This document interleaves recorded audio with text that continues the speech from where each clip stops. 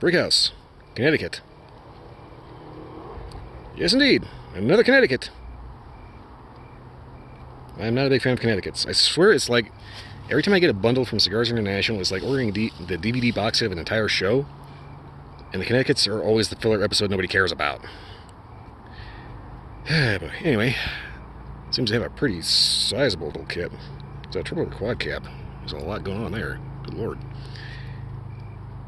Yes, phone. Thank you for focusing on the grass that nobody gives a shit about. Okay.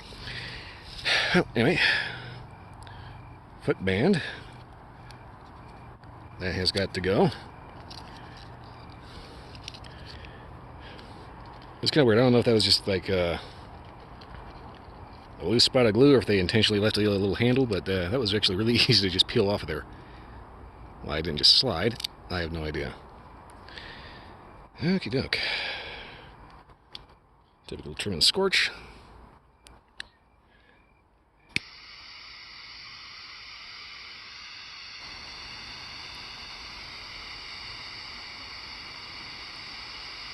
Perhaps they actually be in frame.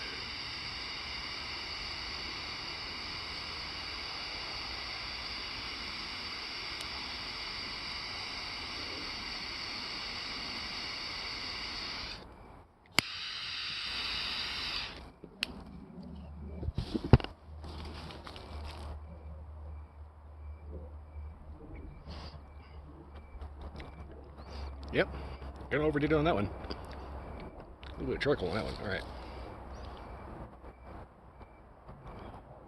Getting past that.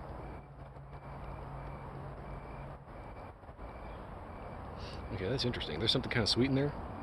Almost cherryish. Very interesting.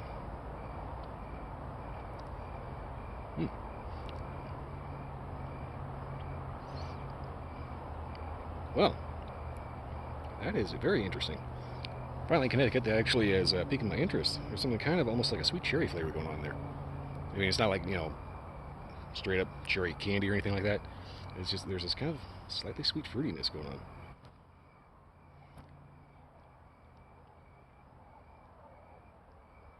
I want to say a little sandalwood.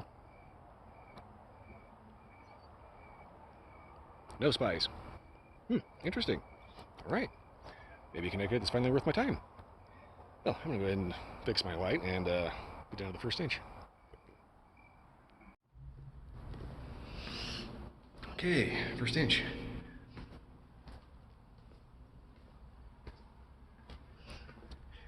Retro Hill, nothing really to speak of. At least not yet.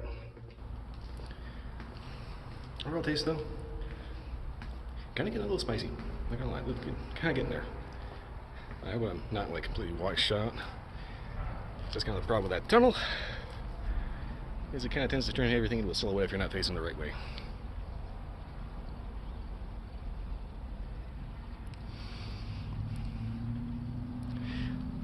Yeah, the kind of sweet fruitiness has kind of died down. Now it's just kind of there. You know, there's like it's cigar flavor.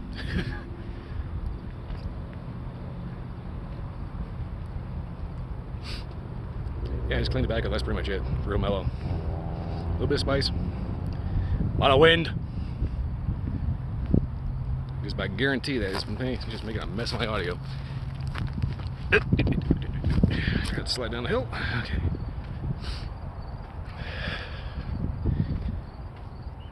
Wait, find my little buddy tree here. Okay. Yeah, so far, what started off interesting is kind of gotten a little boring.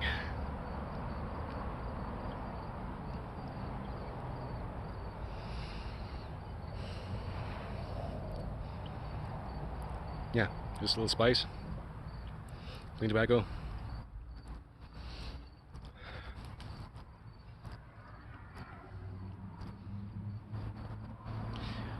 It's kind of disappointing. It started off kind of like, that really started off interesting, and then just kind of bleh. Well, I don't know how else to say it other than a little bit of slightly spicy blah. That's one of the reasons why I typically don't like Connecticut's.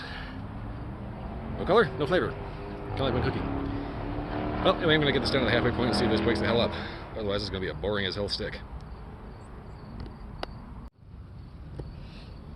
Alright, pretty decent halfway point here. Ash just decided to flop off. So far, there is flavor here. This is a cigar that wants you to take some time, because in between puffs, you have to let your mouth moisten up, get a little air, a little bit of airflow, and you get a nice building sweetness on a pretty solid core of clean, slightly earthy tobacco. Overall, nice. A little mellow, but that's kind of the whole point of a Connecticut, is to be mellow. But yeah, it's like after the first inch, there was a little bit of a kind of a spicy quality to it. There's a rabbit running around somewhere over here.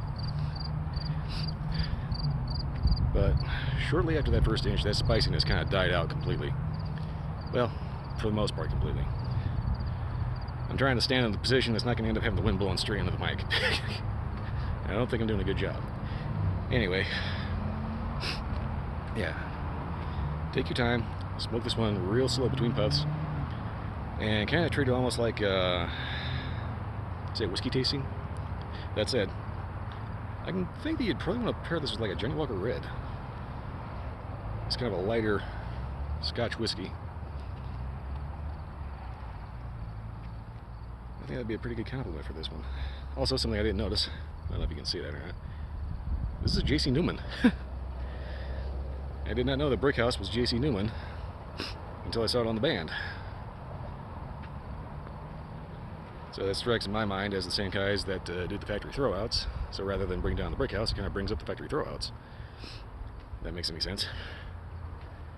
Anyway, I'm going to go ahead and yank the band off of this, see how it rolls, and hopefully see if the band is actually loose enough to be taken off, or if it's going to be stuck to the wrapper, which is always irritating.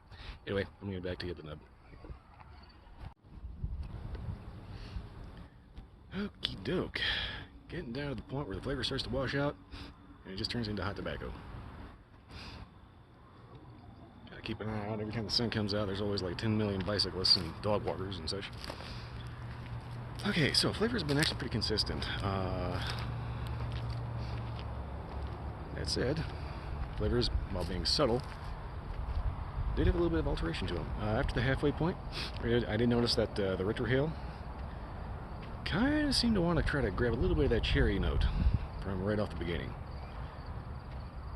But otherwise, you know, it just kind of keeps building a little bit of sweetness, a little bit of clean tobacco, a little earthy.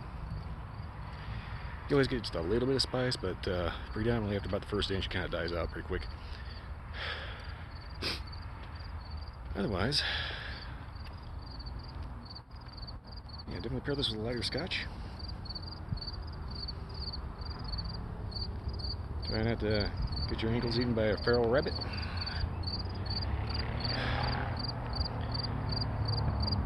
But yeah, basically, yeah, just real light Connecticut. Kind of a slow smoker, because you have to take your time between puffs for the flavor to actually develop, which is kind of weird. It does actually build a little sweet over time, but basically it starts off a little sweet cherry, turns to a spiciness, then just kind of gets kind of a sweet bready retrohale with a very long finish for a sweet clean tobacco with a slightly earthy note to it. I want to say occasionally a little sandalwood. Not too much though, but anyway, definitely an interesting little cigar. If you're into Connecticut's, that is. Anyway, I don't have a whole lot else to say about it other than if you're into Connecticut's, definitely give it a shot. Me personally, I do not know why they keep throwing Connecticut's into every freaking bundle I get.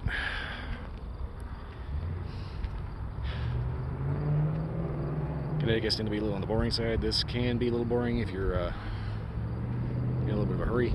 But if you're just looking to sit back, relax, take your time, you will get some fairly decent. My God, that thing is loud.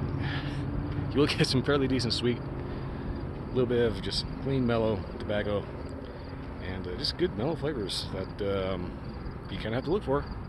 But towards the end, they do end up making a little bit more of a presence. Kind of had to put that together in my head before I completely tripped over my own tongue. Well, anyway, like I said, not much else to say about it. If you're in Connecticut, check them out. Otherwise, me personally, I'm probably going to pass on getting a box of these.